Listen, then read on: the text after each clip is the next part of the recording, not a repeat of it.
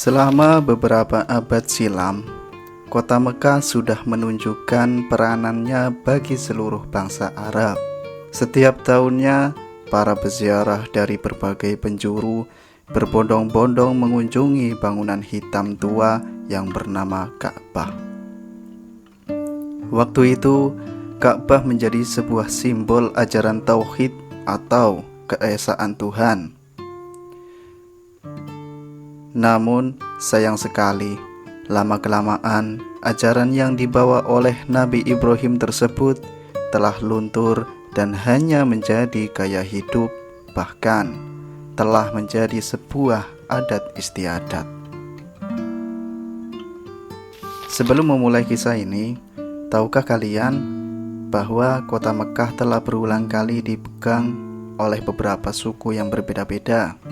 Maka dari itu, seiring berjalannya waktu, ajaran Nabi Ibrahim telah luntur dan tercampur dengan kepercayaan penyembah berhala, atau kata lainnya ialah ajaran paganisme.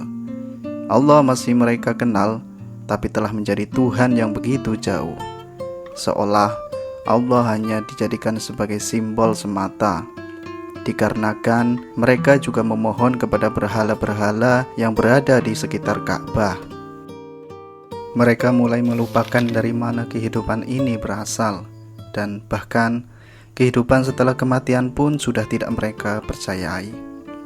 Sampai akhirnya saat kota Mekah dipegang oleh suku Quraisy, ada salah satu dari mereka yang masih memegang teguh ajaran Nabi Ibrahim. Beliau adalah Abdul Muthalib sekaligus pemimpin para suku Quraisy. Dan kisah ini pun dimulai.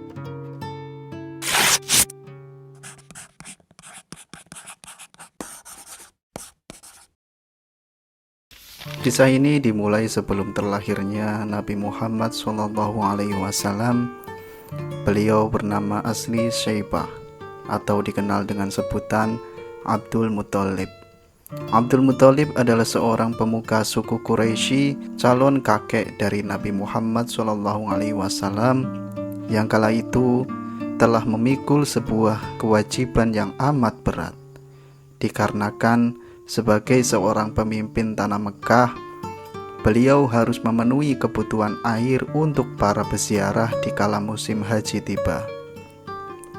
Sedangkan sumur-sumur di Mekah kini mulai mengering, dan hal itu tidaklah akan bertahan lama sampai saatnya persediaan air mereka pun habis.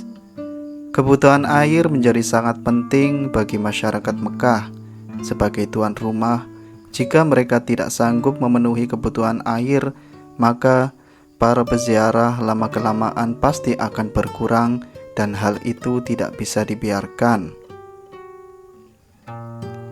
Karena dengan meningkatnya para peziarah ke Mekah, maka akan menjadi sebuah keuntungan yang sangat besar bagi masyarakat Mekah, di mana keuntungan tersebut didapat dari bisnis perdagangan yang menjadi andalan masyarakat Mekah pada waktu itu.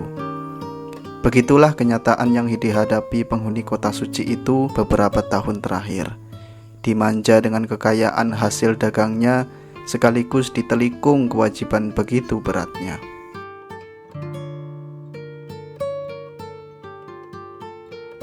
Hal ini menimbulkan keprihatinan yang cukup serius bagi Abdul Muthalib.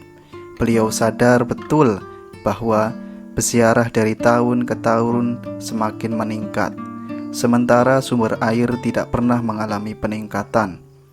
Satu-satunya sumur yang bisa diandalkan hanyalah Zam-Zam.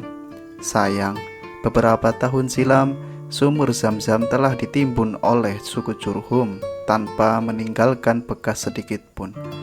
Sementara suku Khuza'ah yang telah berhasil mengusir suku Jurhum tidak tertarik untuk mencarinya. Sumur anugerah Tuhan itu setengah dilupakan karena mereka telah menggali sumur-sumur lain di sekitar Makkah. Selama beberapa hari, Abdul Muthalib benar-benar berpikir keras untuk mencari jalan keluar hingga membuatnya letih. Salah satu tempat yang sering dikunjungi Abdul Muthalib ketika letih adalah Hijr Ismail yang berada di sebelah Ka'bah. Suatu malam, ketika beliau merebahkan tubuhnya di tempat itu sambil meneguri kenyataan yang sedang dihadapi sampai kedua matanya terpejam. Tak lama kemudian, beliau tersentak oleh sebuah mimpi. Abdul Muthalib merasa telah ditemui seorang yang mengenakan pakaian serba putih dan memerintahkannya untuk menggali At-Taubah, salah satu nama lain dari Ka'bah. Mimpi itu beliau ceritakan kepada kaumnya dan mereka tafsirkan sebagai suatu harapan untuk menemukan sumber air. Kaumnya memohon agar Abdul Muthalib kembali tidur di tempat yang sama agar mendapat kejelasan mimpinya. Keesokan harinya, Abdul Muthalib kembali tidur di Hijr Ismail. Selama 3 hari tidur di sana, orang berpakaian serba putih itu selalu menemuinya dan memberikan perintah untuk menggali sesuatu. Di hari ketiga itulah Abdul Muthalib baru memahami yang dikehendaki oleh lelaki misterius dalam mimpinya. Galilah Zam-Zam, sumur air melimpah dan akan mencukupi jamaah haji. Lokasi sumur itu berada di suatu tempat yang banyak kotoran dan darahnya. Di sana akan ada burung gagak yang selalu mematuk-matuk serta menjadi sarang semut. Kini jelas sudah lokasi sumur Zam-Zam yang selama ini lenyap begitu saja. Dengan semangat yang membara, Abdul Muthalib pun menyusuri sekitar Masjid Al-Haram. Lalu pandangannya langsung tertuju ke tempat berdirinya berhala Ishaf dan Nailah. Di antara dua berhala itu ada seekor gagak yang sedang mematuk-matuk kotoran unta yang bercampur darah kering. Dan juga ada begitu banyak semut yang keluar masuk dari sarang.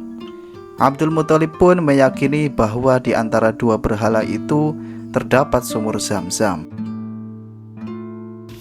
Tanpa banyak bicara, dengan bantuan Al-Haris, satu-satunya putra yang beliau miliki ketika itu, Abdul Muthalib pun memulai penggalian. Pekerjaan ini bukan tanpa resiko. Tempat tersebut adalah lokasi penyembelihan hewan korban bagi kedua berhala. Jelas, jika tempat itu diusik, maka kaum Quraisy pasti akan menegurnya. Baru beberapa kali cangkul berhasil mencapik tanah, suaranya mengundang perhatian beberapa orang yang berada di sekitar Masjid Al-Haram. Satu persatu penduduk sekitar mulai mendatangi sumber suara, dan betapa terkejutnya melihat pemimpin mereka yang sedang merobek-robek tanah tempat pengorbanan.